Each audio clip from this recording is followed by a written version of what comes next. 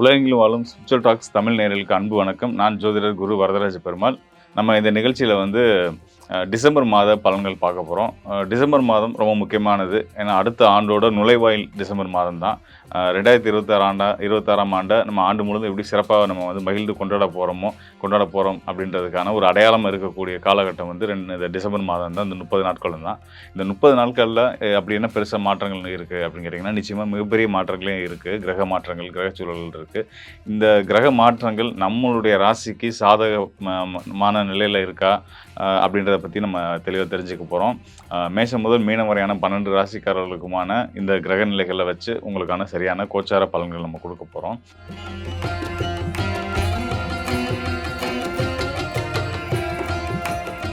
துலா ராசிக்காரர்களுக்கு இந்த 2025ஆம் ஆண்டுடைய மாதம், அதாவது இறுதி மாதம் சொல்லக்கூடிய டிசம்பர் மாதம் ரொம்ப சிறப்பாகவே இருக்க போகுது அப்படின்றத நம்ம சொல்லலாம்.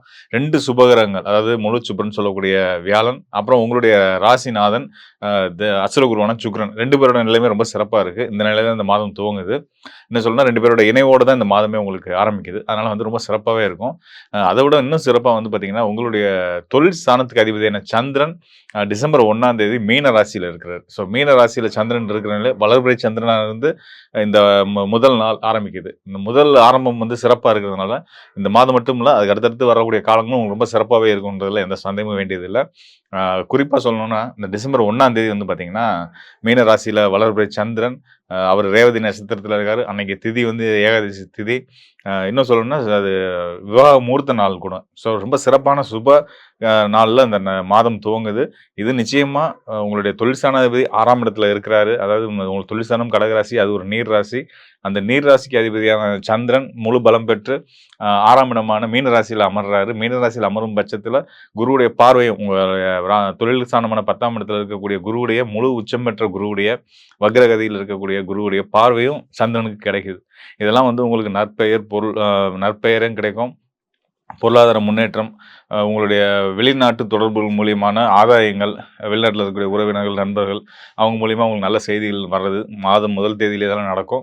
2வதாக நீங்கள் கடல் கடந்து போய் வணிகம் செய்யணும், வேலைக்கு போகணும்னு நினச்சி முயற்சி எடுத்துகிட்டு இருக்கீங்க, படிப்புக்கான முயற்சி எடுத்துகிட்டு இருக்கீங்க அப்படின்னா அதெல்லாம் நல்லபடியாக உங்களுக்கு கூடி வர்றதுக்கான ஒரு அற்புதமான காலமாக இந்த டிசம்பர் மாதம் இருக்க போது. அதுக்கு மாத துவக்கமே ஒரு நல்ல அடையாளமாக இருக்குன்றதை நான் சொல்லிக்கிறேன்.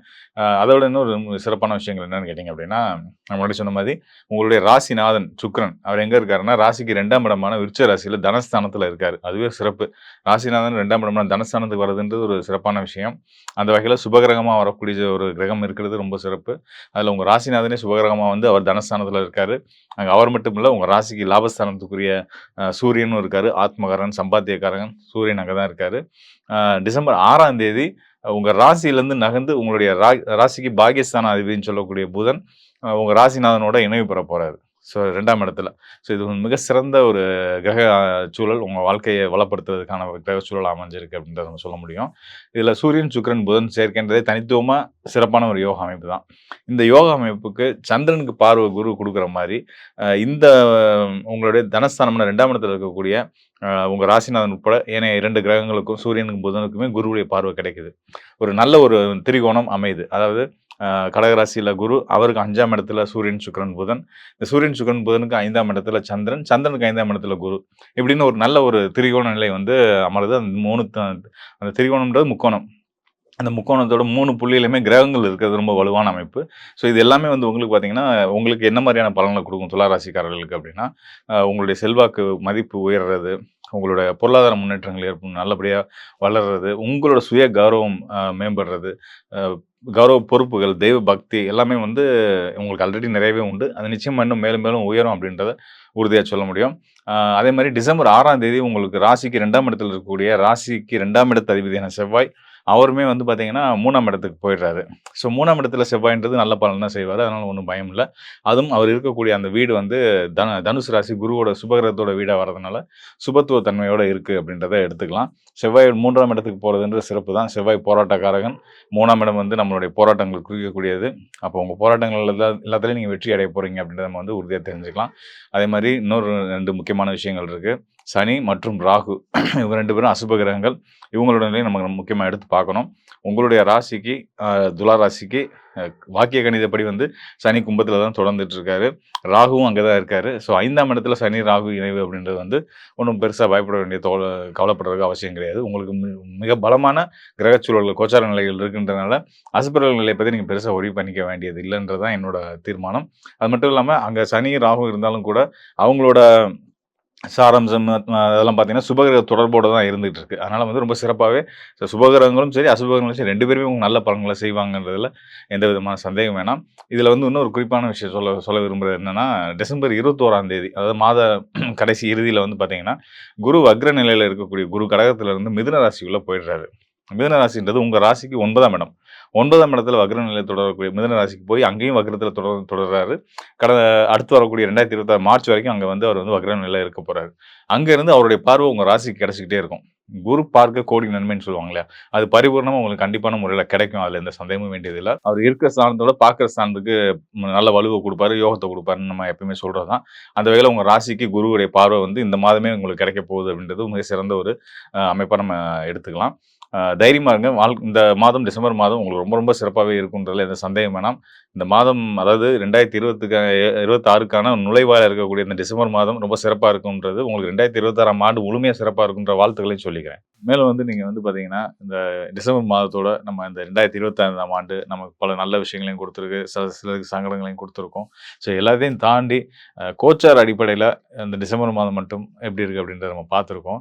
கோச்சார் அடிப்படையில பார்க்கும்போது ரொம்ப சிறப்பாவே இருக்கு. அதுல எந்த சந்தேகமும் வேணாம். எல்லா ராசிக்காரர்களுக்கும் சுபகிரகங்களும் சரி, அசுபகிரகங்களும் சரி நல்ல நிலையிலிருந்து நல்ல பலன்கள குடுக்க போறாங்க. இன்னும் சொல்லப்போனா அஷ்டம சனியில இருக்கிறவங்களும் சரி, கண்டக சனியில இருக்கிறவங்களும் சரி, எல்லா ராசிக்காரர்களுக்குமே ரொம்ப சிறந்த யோகங்கள குடுத்துட்டு இருக்கு. 7 சனிக்காரங்களுக்கு கவலையே படாதீங்க அப்படின்றத நான் உறுதியா பல இடங்கள்ல சொல்லியிருக்கேன். திரும்பவும் மீண்டும் ஒரு முறை உங்களுக்கு வலியுறுத்தி சொல்றேன்.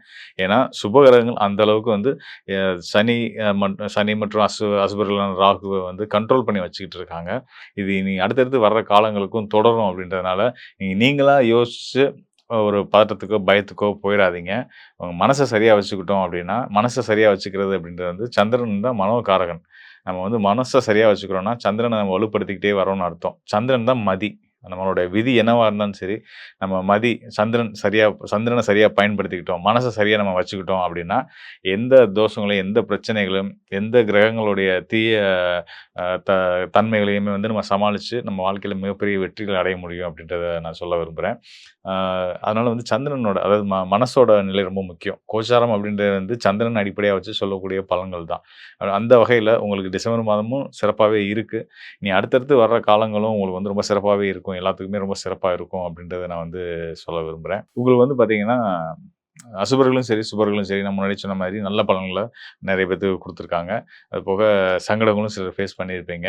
அ அதெல்லாம் வந்து இனி வரக்கூடிய 2026ஆம் ஆண்டுல இருக்காது அப்படின்றத என்னால உறுதியா சொல்ல முடியும். எத வச்சு அப்படி சொல்றீங்க அப்படின்னு கேட்டீங்கன்னா, 2026ஆம் ஆண்டு குருவுடைய நிலை ரொம்ப ரொம்ப சிறப்பா இருக்க போகுது. ஆண்டு கிரகங்கள்னு சொல்லக்கூடிய சனி, ராகு மற்றும் குரு ரொம்ப முக்கியமான கிரகங்கள். கோச்சார நில பலன்கள் சொல்லும்போது. ஸோ அந்த வகையில குரு வந்து மிதுனத்தில இப்ப வக்ரம் அடைஞ்சு மிதுனத்தில வந்து வரப்போறாரு. வந்துட்டு திரும்ப அவர் வந்து அ மார்ச் மாதம் வந்து கடகராசிக்கு வந்துருவாரு. கடகராசி வந்து குருவுடைய உச்சம் பல உச்ச குரு வந்து முழு சுபகிரகம். அவர் உச்ச பலம் பெறக்கூடிய ஒரு ஸ்தானம் வந்து கடகராசி தான். ஸோ கடகராசியில குரு இருக்காரு அப்படின்றதே ரொம்ப சிறப்பான ஒரு விஷயம் தான். அது ஆண்டு முழுதும் தொடரப்போகுது அப்படின்னும்போது வந்து எந்த ராசிக்காரர்களா இருந்தாலும் சரி, கண்டிப்பான முறையில அது யோக பலன குடுக்கும். அப்படின்றனால நீங்க குரு நல்ல நிலையில இருக்காரு. சுபர்கள் நல்லா இருக்காங்களா? கெடாம இருக்காங்களா? அததான் நம்ம மெயினா பார்க்கணும். ஒரு ஜாதகத்த எடுத்துக்கிட்டா கூட தனிப்பட்ட ஜாதகம் ஒருத்தவங்க எடுத்து பார்க்குறோம்னா கூட, அங்க வந்து சுபகிரகங்கள்னு சொல்லக்கூடிய குருவுடைய நிலை, ச சுக்கிரனுடைய நிலை இதெல்லாம் நம்ம மெயினா பார்க்க வேண்டியிருக்கும். அதுபோக லக்னாதிபதி, அசுபகிரகங்கள்லாம் அடுத்தடுத்த நிலையில பார்ப்போம்.